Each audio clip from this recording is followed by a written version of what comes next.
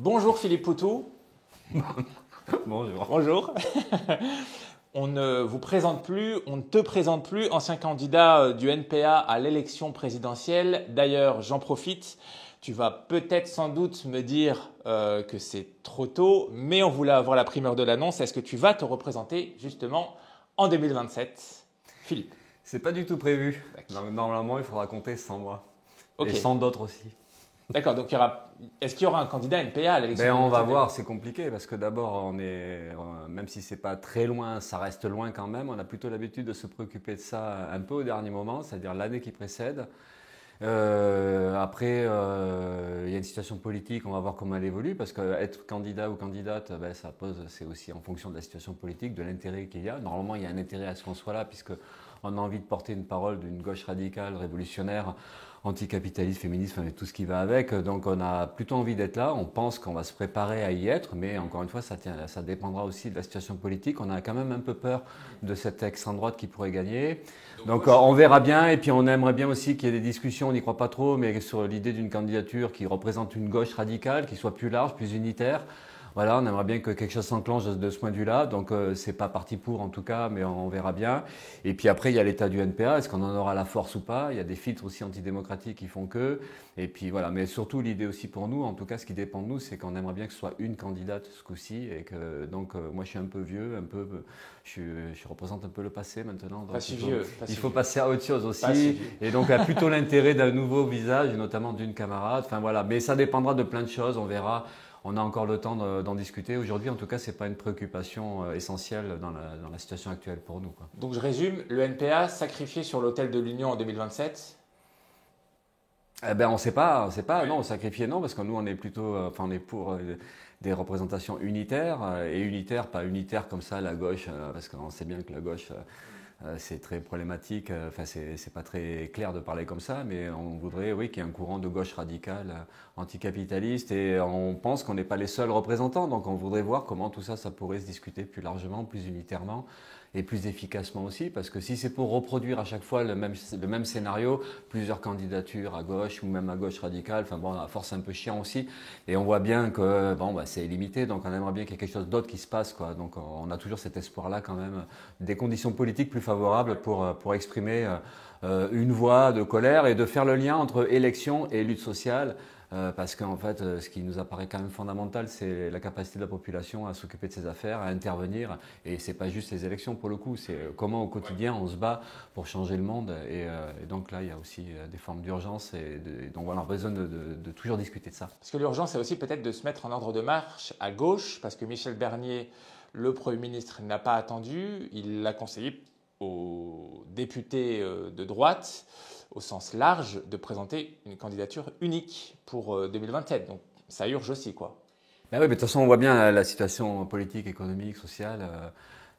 Assez dramatique. On est dans un monde capitaliste, et là, c'est pas qu'en France, hein, c'est l'ensemble de la planète, où tout semble s'écrouler, où on voit finalement une instabilité permanente, et puis des drames humains entre les guerres, les famines, On va y venir. Ouais. les questions climatiques, les attaques sociales. Donc, et puis on voit, donc en même temps où tout se déstabilise, tout semble se désagréger, on voit du côté du camp qui possède, qui a le pouvoir, hein, du camp des riches, du camp capitaliste, et donc droitier, réac, on voit aussi pour eux, ils doivent sentir que cette instabilité-là peut provoquer des révoltes ou des mouvements sociaux, enfin des choses qu'ils ne contrôleraient pas. Et comme si c'était en préventif, il y a une sorte d'offensive aussi à droite, réac, où ils veulent tout muscler. Ça se traduit par de la répression, ça se traduit par des discours idéologiques très décomplexés à droite.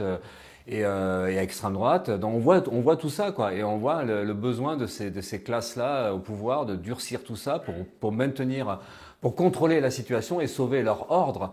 Donc oui, il y a une forme d'urgence à nous aussi de notre côté. Comment, face à ça, on arrive aussi à durcir le ton et à retrouver de la confiance, de la force. Et ça passe forcément par des politiques unitaires, trouver autour de nous comment on peut reconstruire des liens, des coordinations.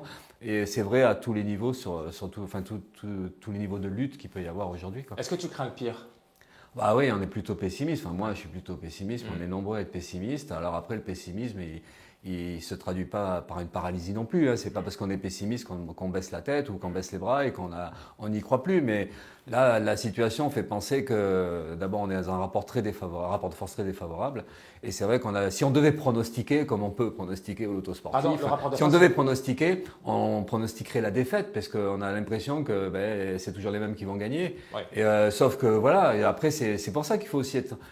On est à la fois en position de force très défavorable, de rapport de force très défavorable, et donc on a besoin de réfléchir sur les chemins qu'il faudrait trouver pour pouvoir changer la donne. Et ça, c'est des remises en cause qu'on a besoin aussi. Et c'est pour ça qu'il faut tout le temps, à la fois être lucide sur la situation, être modeste, mais en même temps redoubler d'énergie pour construire une opposition et une riposte sociale d'envergure. Et bon, voilà, c'est ça. Enfin, et c'est pour ça qu'on milite beaucoup sur l'unitaire, enfin le côté unitaire. Il faut que même avec des gens avec qui on n'est pas forcément d'accord sur tout, évidemment, parce que la gauche est très large, le mouvement social est très large. Il y a des milieux associatifs, syndicalistes, tout ça. Il y a plein de débats. Mais il faut qu'on discute dans ce cadre très large et que dans ce cadre très large puisse émerger une structure, une organisation radicale, quitte à s'entourer de gens. Les syndicats sont un peu difficiles à convaincre pour le coup. Ben oui, mais tout le monde, on est tous pris des fois dans des sortes de routines. Il y a du boulot. Et ouais, parce que des fois on a l'impression que la situation est tellement difficile qu'on est aussi paralysé. Par ça, et on parlait de tout à l'heure de pessimisme, et on peut aussi parler de cette ambiance de résignation un peu générale, de sentiment d'impuissance. Et comment on se sort de ça? Et comment on s'appuie sur les éléments plutôt positifs de la situation actuelle, de révolte, de lutte, de résistance, et comment de tout ça on peut faire émerger quelque chose qui enfin puisse nous donner un chemin à suivre. Et tiens, c'est par là qu'on va passer pour renverser le capitalisme. C'est presque mitterrandien ça, hein? Mitterrandien 81, ouais. Putain, merde, tu me vexes là, parce que j'ai pas l'impression que Mitterrand c'est un bon chemin à suivre. Mitterrand 81. Le changement, pour toi, est-ce qu'il passe par la révolte? Et quelle révolte? Est-ce qu'il faut tout casser pour tout changer? Pour faire simple, je dirais plutôt oui. Le tout casser, bon, évidemment, qu'est-ce que ça veut dire? Mais je pense qu'il faut casser. De toute façon, on se fait casser, on se fait laminer, on se fait broyer, on se fait écraser. Enfin, le on, c'est un on large du camp des opprimés. On le voit avec le drame, évidemment, ou en Ukraine ou en Palestine, des populations qui sont sacrifiées en fait. Parce qu'il y a d'autres intérêts en jeu dans ce monde capitaliste-là. Mais on peut penser évidemment à ce qui se passe en Kanaki, les jeunes ou les moins jeunes Kanaks qui se révoltent, comment l'ordre colonial se met de suite en place et comment la seule réponse c'est la répression et c'est même le crime, enfin l'assassinat, et on le voit en Martinique, tout ça. Donc de toute façon, il y a de la casse, elle est là en fait. Et alors après, comment nous on se retrouve en situation de se défendre et évidemment que ça pose le problème de la violence par rapport à la violence de l'oppression ou du système capitaliste, du racisme, du colonialisme, de l'ordre moral machiste et tout ça. Par rapport à cette violence-là, il va bien falloir que nous on se pose le problème aussi d'une violence d'autodéfense et je pense que ça passe par aussi affirmer que oui, il y aura de la casse, mais la casse cette fois il faudrait qu'elle soit du côté des oppresseurs, du côté des dominants. Et c'est ça aussi, comment on réfléchit là-dessus. Mais oui, c'est l'essentiel pour nous. On le voit d'ailleurs. Heureusement, même si c'est dramatique par les conséquences pour les Kanaks, mais c'est la révolte des Kanaks depuis les manifs de début d'année, et puis les barrages. C'est la situation sociale en Martinique qui révèle les choses aussi et qui peut aussi être contagieux. Et donner envie à d'autres ou donner la force à d'autres de relever la tête et de se battre. En fait, voilà, moi je pense notamment le rapport colonial, la domination coloniale, elle est aujourd'hui mise en évidence. Emmanuel Macron, il est colonisateur pour toi? Ah bah oui, lui en tout cas, il est défenseur d'un État colon, d'une République française avec ses valeurs coloniales, parce que là aussi on pourrait vachement discuter des valeurs de la République qui sont pour beaucoup très négatives et notamment racistes et coloniales. Donc Macron, il est défenseur de l'absurde révélateur. Ouais.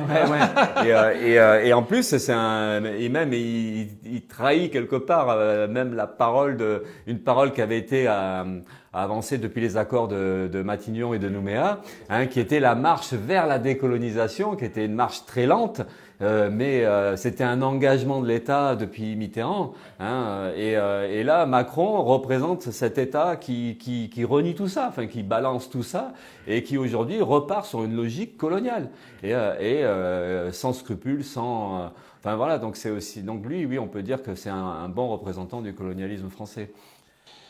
5 ans de prison, dont 2 fermes et 5 ans d'inéligibilité requis contre Marine Le Pen dans le procès des assistants parlementaires du FN. Une réaction? Bah, c'est une des rares bonnes nouvelles de ces jours-ci. Alors, ça ne résout pas le fond du problème. C'est pas parce que Le Pen et ses collègues d'extrême droite pourraient trinquer avec ou un peu de prison avec sursis, des amendes et puis donc notamment l'inéligibilité. C'est un réquisitoire pour l'instant, mais il est assez lourd. Oui, c'est un réquisitoire, ouais, mais qui pourrait aller assez loin, même s'il ne va pas complètement si c'est un peu moins, ça sera déjà de toute façon, on va vers une condamnation. Et alors symboliquement, c'est très important parce que ça peut ça sera limité, je pense, parce qu'en fait, c'est pas ça qui va changer dans l'électorat de l'extrême droite. Je pense qu'ils vont pas être gênés par ça. Ça n'aura pas forcément des conséquences énormes, mais quand même, d'un point de vue symbolique, c'est cette extrême droite qui se vante toujours d'avoir les mains propres, que ce soit en France ou partout, anti-corruption, anti-système. Bon, en fait, c'est des grands profiteurs du système, c'est des grands corrompus, c'est des grands magouilleurs, c'est des affairistes, comme malheureusement une bonne partie du monde politique. Donc, ça peut contribuer à montrer, c'est parce que l'extrême droite, c'est pas juste raciste, c'est pas juste colonial, c'est pas juste un ennemi, comme on dit, mortel pour les opprimés. C'est aussi un groupe politique qui est complètement intégré au système capitaliste et qui adhère aux valeurs du capitalisme.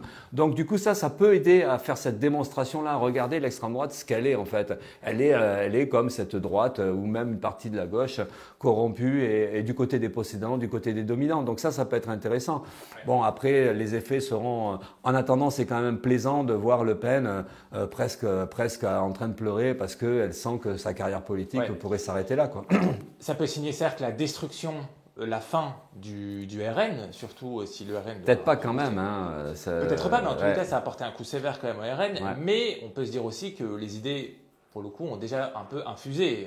Mais oui, c'est pour ça que, d'une part, bon, même si le RN, ça va être un coup sévère pour le RN, ça c'est certain, jusqu'où ça ira, quelle déflagration, enfin bon, quelles conséquences exactes, c'est difficile à mesurer, on pense que ça ne sera pas énorme, mais de toute façon, le problème de l'extrême droite ou de l'idéologie réactionnaire, raciste, coloniale, elle n'est pas que dans le RN, malheureusement. Aujourd'hui, on voit un gouvernement Barnier avec des Retailleau, enfin des frappadingues comme Retailleau, Darmanin et tout ça. Les idées d'extrême droite, racistes, coloniales, elles sont déjà là, elles sont déjà dans l'État, dans l'appareil d'État. Ben, on peut reparler de Macron. Ils n'ont pas besoin du RN aujourd'hui pour tuer des Kanaks. Ils n'ont pas besoin du RN pour maltraiter les Martiniquais. La justice française n'a pas besoin du RN pour ne pas condamner les massacreurs, enfin les pollueurs avec le chlordécone en Guadeloupe, Martinique, enfin dans les Antilles aussi. Donc il y a tout ça qui se passe. Donc on voit bien une situation où en fait l'extrême droite, c'est là où ça c'est une vieille histoire, une vieille réponse aussi du mouvement ouvrier, c'est de voir l'extrême droite comme la solution ultime aux capitalistes quand ils sont dépassés par leur propre crise, quand ils maîtrisent plus leur propre système, ils ont besoin d'un personnel politique beaucoup plus radical, beaucoup plus brutal. Et on le voit aujourd'hui, le RN, comme en Italie avec Meloni, comme Trump aux États-Unis. Malheureusement, les exemples ils sont multiples. Oui. C'est l'extrême droite ou ce qui pourrait ressembler à du fascisme, c'est la solution des possédants quand ils sont en grosse difficulté. Mais en fait, ils peuvent aussi ne pas avoir la solution extrême droite, ils peuvent aussi eux-mêmes mettre en pratique, comme c'est en France aujourd'hui le cas, des solutions déjà idéologiques d'extrême droite, avec les lois asile-immigration. Enfin, il y a déjà des lois racistes, des lois ils pourchassent les migrants, les réfugiés. Enfin, ils le font déjà, quoi. Est-ce qu'il faut essayer de comprendre les électeurs du RN, sachant qu'ils votent RN dans une très grande partie pour des raisons notamment économiques, parce qu'ils ne supportent plus notamment les effets de la mondialisation et de la concurrence? Ouais, ça c'est des trucs très compliqués. À la fois on ne comprend pas ce qui se passe, parce que c'est vrai que ça nous dépasse. que du côté des couches populaires, des plus précaires, des plus en difficulté, il puisse y avoir cette idée qu'un Bardella ou une Le Pen pourrait être une solution qui les aiderait. Enfin, c'est vrai que ça nous dépasse un peu. Comment on peut voir un Bardella comme quelqu'un côté populaire ou nous on n'arrive pas, mais bon, c'est vrai que des fois on a du mal à comprendre ce qui se passe. Mais en même temps, on comprend aussi que les dégâts du capitalisme, de la crise, précarité, exclusion, isolement, enfin les gens qui sont un peu écrasés au quotidien, qui ont des vies assez difficiles, puissent des fois se réfugier du côté de démagogues d'extrême droite, avec en plus cette idée que évidemment l'immigré, le migrant ou le handicapé, le chômeur, enfin ou la femme serait un problème. Et donc du coup, il y a une sorte on comprend un peu ces mécanismes-là qui reposent sur l'individualisme, donc voilà, on comprend ça, on comprend pas non tout. Enfin, et donc on voit bien en tout cas que l'essor de l'extrême droite aujourd'hui, en France ou ailleurs, c'est le résultat d'une crise profonde, d'un appauvrissement d'une bonne partie de la population et puis d'une destruction d'une vie sociale et solidaire aussi. Et donc les gens sont seuls, individualistes et ça donne ça, quoi. Alors après, nous, le problème qu'on a, c'est comment on combat ça, comment on renverse et comment on reconstruit une sorte de conscience de classe, une solidarité et ces réflexes un peu d'entraide et de pas voir l'autre comme un ennemi ou un adversaire, enfin l'autre, le pauvre à côté de nous, et de se dire mais oui, mais les salopards ils sont en haut et c'est eux qu'il faut combattre et c'est un système qu'il faut combattre. Et voilà, bon, c'est Justement, Philippe Poutou, 2025 serait une année noire avec plusieurs milliers d'emplois supprimés. Auchan, Michelin, Vancorex et possiblement demain Airbus ont ouvert le bal, si je puis dire, en annonçant des fermetures d'usines. On craint le pire. Est-ce qu'une mobilisation sociale est prévue? Et autre question, comment ça se fait qu'à gauche, on n'a pas vraiment pour l'instant de discours contestataire? Ouais, il y a un silence, ou un silence, c'est difficile à dire, on ne va pas critiquer non plus tout le temps les directions syndicales ou même la gauche politique. Non, enfin, je veux dire, il y a une critique à faire, hein, il y a une grosse critique à faire, mais avant de balancer ça de suite comme ça, c'est vrai que on est toujours surpris. Là, il y a effectivement une nouvelle vague de licenciements. J'ai dit une nouvelle vague parce qu'en fait, ça fait 40 ans qu'on a des vagues de licenciements. Alors, il y a des moments, les annonces sont très rapprochées. On a l'impression qu'il y a un phénomène nouveau qui se passe. En réalité, non. Les fermetures d'usines, les licenciements, les suppressions d'emplois, que ce soit dans le privé ou dans le public, c'est très massif depuis très longtemps. Si on fait un bilan sur 40 ans divisé par 40 par année, enfin, ce serait les dégâts au niveau de l'emploi, c'est énorme. Et c'est pas les emplois récupérés par ailleurs qui sont souvent précaires, mal payés et tout ça. Enfin, parce qu'il y a aussi cet aspect-là, c'est que la suppression d'emplois, les vagues de suppression d'emplois ou les licenciements, ça permet aussi de remettre en cause les droits du travail et derrière de créer d'autres emplois beaucoup plus fragiles, beaucoup plus précaires. Donc il y a aussi ce phénomène-là, parce qu'il y en a qui disent, regardez, en fait la balance pourrait s'équilibrer, tout ça. Bon, en réalité, il y a un recul social énorme à travers tout ça. Donc en plus du fait qu'il y a moins d'emplois. Et de toute façon, les destructions d'emplois, c'est toujours néfaste, quelle que soit la raison. Oui. Voilà. Donc après, il y a toujours les discussions, il y a des emplois. Si par exemple ça fermait toutes les usines de fabrication d'armes, ce serait pas un problème en soi.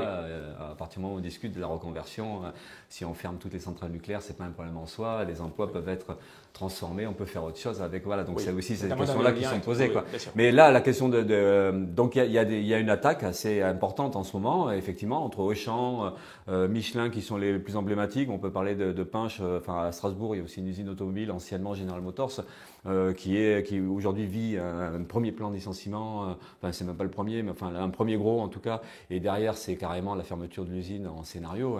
Donc en fait, il y a pas mal de choses en ce moment qui sont très graves. Et c'est vrai qu'on est toujours surpris. On dit, tiens, mais il y a une attaque frontale et la réaction, elle vient pas.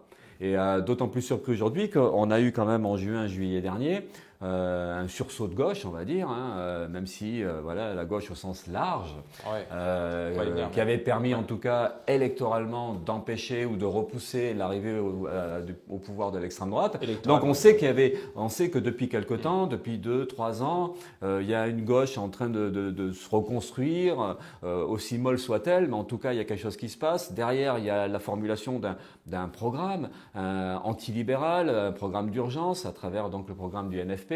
Donc avec des formulations justement qui permettent peut-être de commencer à relever la tête et de dire ras-le-bol de ces années d'ultralibéralisme. Ça me surprend que tu dis ça, mais on va y venir après. Et donc il y a quelque chose qui se passe de toute façon, les syndicats plus ou moins accrochés au NFP au moins pendant la période électorale. Donc on voit qu'il y a quelque chose qui se passe, enfin il y a un sentiment en fait d'urgence et qui se traduit par ces choses-là. On va dire ces balbutiements en fait d'une unité ou de la possibilité de la reconstruction d'une gauche. Et là, ce qui est surprenant, c'est que dans ce cadre-là, à côté, et au moment où on vit une vague de licenciements, en fait, il se passe pas grand-chose. En fait, il y a rien de nouveau. Bon, il y a une annonce de journée nationale, je crois, de la CGT le 12 décembre, contre les plans de licenciement, mais ça reste quand même très timide et très limité comme réaction. Ouais, qui a pas été alors qu'aujourd'hui, la gauche politique sociale devrait avoir déjà fait des rencontres. On devrait être en position de commencer à riposter, à répondre.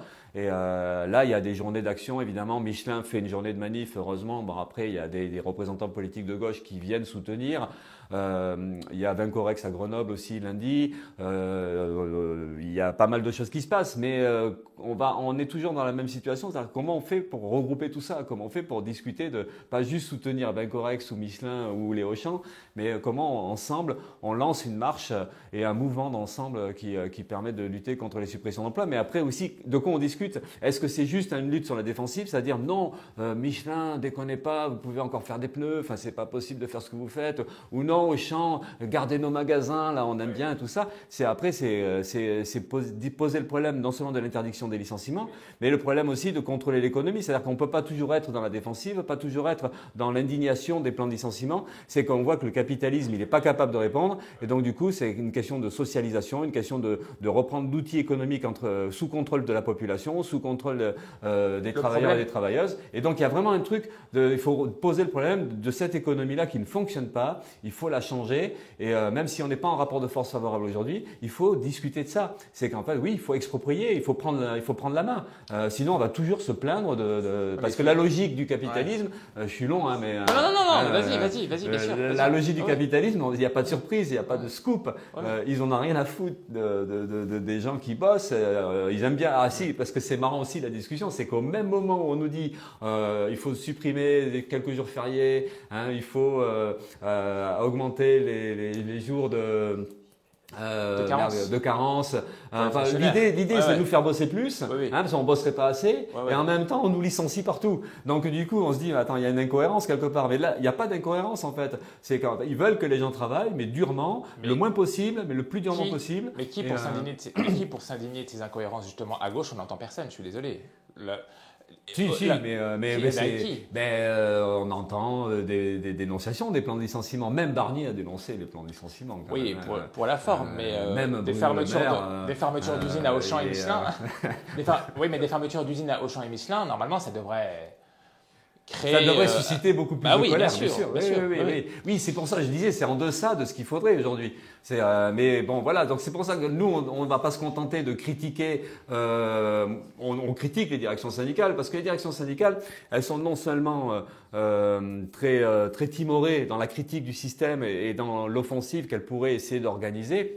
Mais en plus, les syndicats, les directions syndicales, elles ont une lourde responsabilité sur la situation actuelle parce qu'elles n'ont jamais remis en cause leur stratégie d'échec. Parce qu'en fait, moi, je suis un ancien combattant de la guerre contre les licenciements. On a fini par perdre après 13 années de lutte à l'usine Ford à Bordeaux. Et nous, déjà à cette époque-là, on était en conflit avec la direction de la CGT mais comme d'autres camarades dans d'autres usines, en fait, il y a eu des équipes syndicales. C'était les Conti, c'était les Goodyear, c'était Molex du côté de Toulouse, c'est plein d'usines, New Fabrice à Châtellerault. On était plein de camarades à essayer de trouver des solutions ensemble, comment on se défend ensemble, comment on fait des actions communes, comment on fait une mobilisation générale contre les licenciements. Et la CGT à ce moment-là nous disait non, on fait pas de machin, enfin, et puis ils entravaient toutes les initiatives collectives et de coordination des luttes.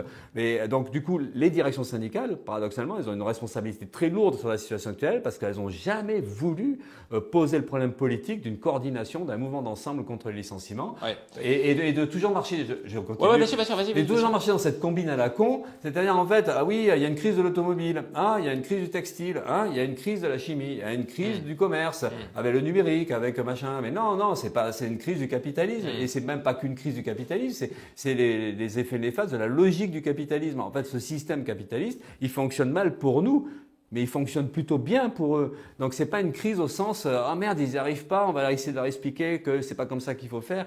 Et donc les syndicats ils ont malheureusement une responsabilité sur une sorte de logique du système qu'ils ont toujours respectée. Et donc c'est comment on remet ça en cause profondément. Et c'est aussi la question de donner des armes aux salariés parce que là aujourd'hui il y a un truc qui m'énerve un petit peu. Et on Mais va bon passer à la question c'est suivante. comme si c'était on s'y attendait pas. Michelin, il licencie, mais un coup dur. Oh merde! Et c'est quoi cette surprise, cette fausse surprise? En fait, tout se construit. Michelin, ça fait des années qu'ils ferment des usines. Quand ils en ferment une, ils préparent la fermeture d'une autre.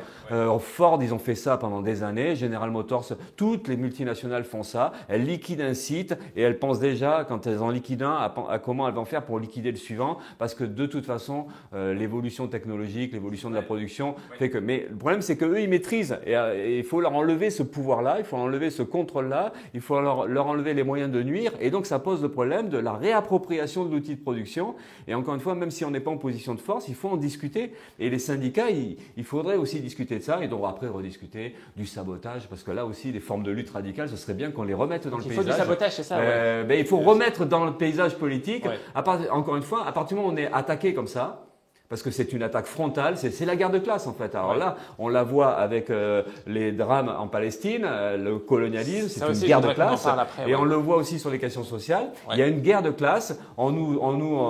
Après des années d'exploitation, de surexploitation, d'avoir remis en cause le temps de travail, d'avoir remis en cause plein de choses, les salaires bas depuis là. Et là maintenant, on vire les gens. Et donc quand on est agressé comme ça pose le problème d'une autodéfense. Et ça pose le problème de légitime défense. Et oui, ça pose le problème de forme de lutte qui soit pas seulement la grève, qui soit pas seulement la manifestation, qui soit pas seulement de mettre des croix autour de l'usine pour montrer que voilà, on va fêter Noël avec juste des oranges et tout ça et qu'on pourra pas se faire de cadeaux. C'est aussi de dire mais ces salopards-là, il va falloir qu'ils payent. Et nous, on veut pas que ça soit comme ça. Et donc c'est aussi de discuter d'une bataille la guerre de classe. Il faut pas juste la subir, il faut pas juste la constater, il faut y répondre. Ouais. Alors, comment on y répond? Ça, c'est plus compliqué. Justement, question courte et réponse tout aussi courte, s'il te plaît, parce que le temps file, hélas. J'aimerais beaucoup qu'on reste ensemble 3, 4, 5 heures, mais le temps file, hélas.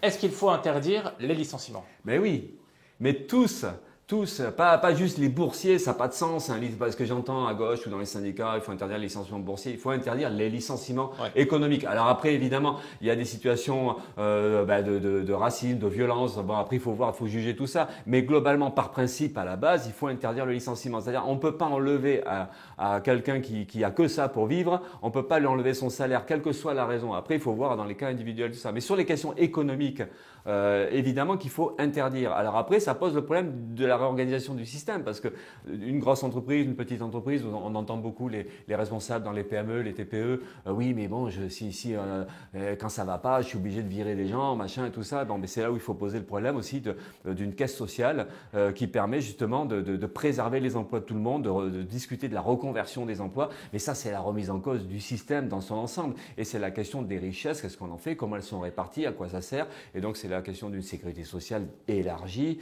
Et donc, en fait, il faudrait tout revoir. Mais du coup, à la base, c'est qu'en fait, il faut enlever le contrôle du système à ceux qui ne raisonnent que profit, dividendes. Parce que c'est ça le problème, en fait. C'est que l'argent, il est capté par une poignée, il est volé par une poignée. Et nous, on n'a plus rien et on se démerde avec des situations compliquées. Donc oui, à l'interdiction des licenciements, mais au-delà de ça, il faut discuter expropriation, socialisation. Bien. Philippe Poutou, les massacres israéliens à Gaza ont déjà fait plus de 43 000 morts. Au Liban, on en est à 3 200. Derrière les chiffres se cachent des réalités que tout le monde connaît. Les pays arabes haussent le ton et demandent un cessez-le-feu. Mais pourquoi voit-on si peu d'actes de résistance, de dénonciation, de résistance et même d'action, notamment le blocus, notamment sur les ventes d'armes. Je sais que la France ne vend pas non plus beaucoup d'armes, très peu à Israël, mais je pense aux États-Unis notamment. Et la France a encore une voix, j'espère, dans le monde. La France, enfin après Macron. C'est notre voix qu'il faudrait arriver à faire entendre. Qu'est-ce qu'on peut faire? C'est pareil, je pense que c'est plus dramatique vu les conséquences. En plus, on voit presque en direct cette guerre-là, ce massacre-là. les bombardements. Alors il n'y a pas que Gaza, on voit maintenant le Liban, les populations libanaises qui subissent. Donc oui, déjà le fait de voir toutes ces images-là et de voir comment cette information-là est traitée aussi dans les médias, ça conduit à une forme de sidération ou un gros sentiment d'impuissance. C'est-à-dire qu'on voit la saloperie, enfin, même si tout le monde ne voit pas ça comme une saloperie, enfin, nous en tout cas on voit ça comme une saloperie, comme un massacre, comme une politique coloniale dégueulasse, enfin, voilà, qui n'est pas une grosse surprise non plus parce que ça fait 70 ans que ça dure et que par ailleurs dans le monde aussi il y a quand même pas mal de guerres dont on parle beaucoup moins, hein, où ce sont des peuples qui subissent là aussi ou des massacres ou des situations de vie terribles. Donc tout ça, dans le contexte politique actuel où on a malheureusement une perte de conscience politique, on n'a plus les organisations syndicales, associatives ou politiques qu'on pouvait avoir à une certaine époque, on n'a plus les outils pour résister, pour se faire entendre et pour se sentir en capacité de mener des actions qui permettraient de perturber l'ordre des dominants et notamment par exemple d'empêcher les armes de partir là-bas. Voilà, il y a eu des tentatives, mais c'est vrai qu'à un moment donné, le mouvement ouvrier, il était plus en capacité justement d'agir par lui-même et à travers les dockers, à travers les ports ou dans d'autres situations de transport, de train et tout ça. On voit bien aussi l'affaiblissement de la classe ouvrière en général et qui a plus les moyens d'intervenir elle-même et de pouvoir se poser à une politique justement des pouvoirs colons ou racistes. Et ça, c'est un élément de faiblesse important. Donc, après, on est là-dedans. Comment on fait? Alors, on fait des manifs, on essaie d'agir, mais c'est vrai que là, on est un peu surpris aussi quand même si on savait que les médias, c'est un outil de propagande politique énorme entre les mains des possédants. Et on voit la capacité de nuisance des médias aujourd'hui. Enfin, depuis le 7 octobre, c'est incroyable. Cette propagande, même nous, on s'est fait voler en éclats avec ça. L'ensemble de la gauche radicale, en tout cas l'ensemble de la gauche qui était en soutien et qui est resté en soutien du peuple palestinien notamment, on a été... Pas l'ensemble de la gauche, la Parti socialiste est hyper frileux sur le sujet. Oui, non, je parle de cette gauche justement qui a tenu le cap. Après, évidemment, du côté du PS, il y a une partie qui peut tenir le cap, une autre partie qui ne tient pas du tout. Laquelle laquelle le PS, on voit bien qu'il y a deux parties. Il y a celle d'Olivier Faure et puis il y a celle de Delga et tout ça, enfin les gros traîtres droitiers d'un côté, et puis ceux qui, pour l'instant, pourraient laisser l'illusion qu'il reste encore un peu de gauche dans le PS. Hein. Après, on ne sait pas, c'est à vérifier tout ça. Mais en tout cas, voilà, on voit l'état de la gauche, évidemment. Donc cette gauche-là, la gauche qui pouvait être la gauche plus radicale, qui gardait le cap du soutien à la Palestine, elle s'est faite fracasser par les médias. Et c'est pas si on le voit, les camarades de la FI ou même nous évidemment ou d'autres dans le milieu associatif ou du côté des syndicalistes, on tient la route comme on peut la tenir. Il y a eu de la répression, des menaces, des plaintes déposées. Certains ont été condamnés comme un camarade de la CGT suite à un tract jugé antisémite ou pro-terroriste. Donc c'est terrible ça. Donc dans une situation où on est déjà affaibli, on a eu cette attaque et cette campagne politique hostile contre nous et donc ça augmente la difficulté. Et on le voit aujourd'hui, les manifs, après avoir subi des arrestations, enfin des interdictions, des arrestations, on voit que c'est très difficile de remobiliser très largement. Bon, ça fait partie des difficultés auxquelles on est confronté. Mais voilà, c'est dans un contexte aussi global d'affaiblissement de notre camp. Mais ceci dit, la résistance, elle existe. Et on espère qu'on va réussir à un moment donné changer le rapport de force. Mais en tout cas, il ne faut pas qu'on lâche, il faut dénoncer et puis il faut trouver des liens de solidarité. Comment on peut, comme avec l'Ukraine d'ailleurs, hein, comment des réseaux militants, syndicalistes, associatifs, politiques peuvent créer des liens humains, se coordonner et puis au fil des semaines et des mois de reconstruire une sorte de résistance et d'avoir une riposte contre les guerres anticoloniales. Qu'est-ce qui explique cette frilosité française? On voit que la députée macroniste Caroline Yadan a déposé une proposition de loi pour interdire, oui mais ça ne gêne pas, pour interdire la critique d'Israël. Est-ce qu'une limite a été franchie en ce sens? Je ne sais pas parce qu'en fait on a toujours une vision sur la période qu'on est en train de vivre. Donc si on compare sur un temps plus long, est-ce que c'est la première fois que les lignes sont franchies?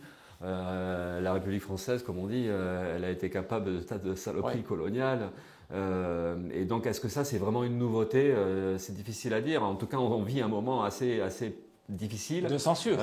Oui. Et puis on voit bien toutes les limites de ce qu'on appelle la démocratie ou cette France, terre d'accueil. On voit bien en fait que tout ça c'est quand même essentiellement du pipeau. Et on est aujourd'hui confronté à ça. On voit une parole complètement décomplexée, effectivement, mais derrière la parole pro-israélienne, c'est une parole raciste en fait. C'est une parole anti-arabe, anti-musulman. Et on voit que surgit finalement ou ressurgit quelque chose qui n'avait jamais disparu réellement. Il y a aujourd'hui l'État français notamment, mais on pourrait aussi parler de l'Allemagne, parce que je crois que ce sont deux pays qui ont une hostilité énorme envers le mouvement pro-palestinien. Mais c'est aussi lié à une histoire, et en fait, quand on le voit moins, c'est pas pour ça que ça n'existe pas. Et on peut penser en tout cas on pense que l'État français est un État qui est resté profondément colonial, qui s'est jamais remis de la guerre d'Algérie. Est-ce que l'État français... il y aurait presque un côté revanchard, mais au-delà du racisme ou de l'esprit colonial.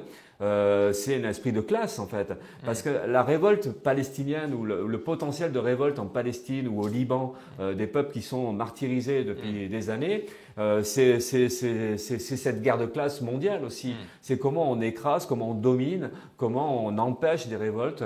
Et donc il y a une machine infernale qui est en place. Et en fait, on voit bien que les possédants, ils laissent pas grand-chose au hasard. En fait, c'est pas gratuit tout ce qu'ils font. C'est pas juste la bêtise raciste, même si des députés comme Meir Habib sont complètement, ils ont l'air d'être bien abîmés dans la tête. Mais ça, c'est pas juste ça le problème. C'est qu'en fait, il y a aussi un truc très conscient politiquement, on peut imaginer en tout cas, d'une classe qui dirige le monde et qui veut surtout empêcher le moindre espace de rébellion et liberté. De liberté. Ouais. Mais dès qu'on a une liberté dans la tête, on peut reconstruire quelque chose. Donc ça, il faut l'étouffer. Et on peut penser, et là, le projet de loi qui vise à criminaliser le soutien à la Palestine, c'est déjà compliqué de soutenir la Palestine, mais là, ils veulent durcir la chose. Et on peut penser quand même que là, il y a vraiment une logique politique très consciente, parce qu'ils savent que ça peut déborder, que ils peuvent ne pas maîtriser. En plus de la Palestine, aujourd'hui, on a la Kanaki. Même l'ordre colonial français, il doit se dire oulala, ils se sont déjà fait laminer au Mali. Donc du coup, on a l'impression que les nostalgiques de l'empire colonial, ils disent il faut absolument garder ça, et donc tout se durcit en fait. Et donc tout se durcit, il y a une violence de la classe qui possède, et nous on prend ça dans la tête, et ça nous complique un peu la tâche aussi pour arriver à construire une riposte.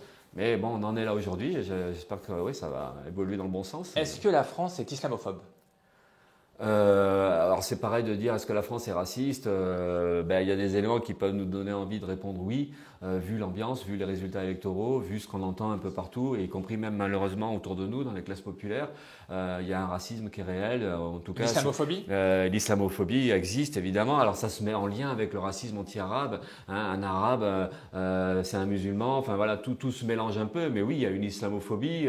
On le voit avec toutes les lois à l'école, toutes les tentatives ou toutes les réflexions de tous les ou les incendies de mosquées. Là c'est la baya, c'est machin. Il y a tout le temps un problème en fait du côté du monde arabe, du côté du monde musulman, il y a tout le temps un problème. Donc on voit ce réflexe raciste, xénophobe. Tout se mélange à mon avis. Et donc islamophobe. Donc oui, on est confronté à ça.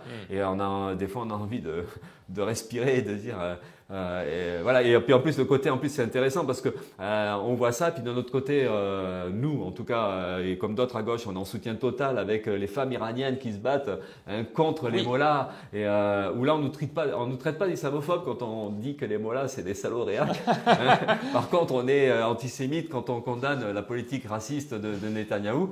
Mais voilà, c'est intéressant aussi de voir qu'en fait on étouffe complètement. Il y a plus, on a besoin de pouvoir penser librement, on a besoin de pouvoir, et c'est la question donc notamment du voile, parce que le voile sert à des trucs complètement tordus sur les campagnes islamophobes, mais en même temps de traiter les autres de pro-islamistes. Et en fait, on a envie de discuter qu'il faut qu'on ait un droit, notamment les femmes, de pouvoir faire ce qu'on a envie de faire de notre corps. Et voilà. Mais c'est pour ça que ce problème-là, il se connecte avec des tas de questions autour, notamment les luttes féministes. Très court, pour finir, qu'est-ce que je peux vous souhaiter pour 2025 ? Très court. Des révoltes. Déjà, moi, c'est un embrasement dans les colonies françaises. Ça serait bien qu'il y ait la révolte des Kanaks la révolte en Martinique, ça puisse se coordonner, s'étendre, qu'ils puissent trouver des solidarités. Puis évidemment, par rapport à la Palestine, on aimerait bien que le rapport de force change et puis qu'on impose un cessez-le-feu et puis mais qu'il y ait une mobilisation c'est à l'échelle de la planète, quoi. Il faudrait qu'il y ait des mobilisations, un peu comme il y avait à l'époque de la guerre du Vietnam, il y avait des mobilisations mondiales contre la guerre, contre le colonialisme. Et on voit bien peut-être qu'un des aspects essentiels du moment, bon évidemment il y a la question des licenciements, la question du droit à vivre, du logement et tout ça, mais la question de l'anticolonialisme, de l'antiracisme apparaît aujourd'hui un des piliers du changement de rapport de force, quoi. C'est comment on peut au moins stopper ça et à partir de là on peut relancer la guerre de classe dans le bon sens, c'est-à-dire à nous de répondre, quoi. Merci beaucoup Philippe Poutou. Merci à vous.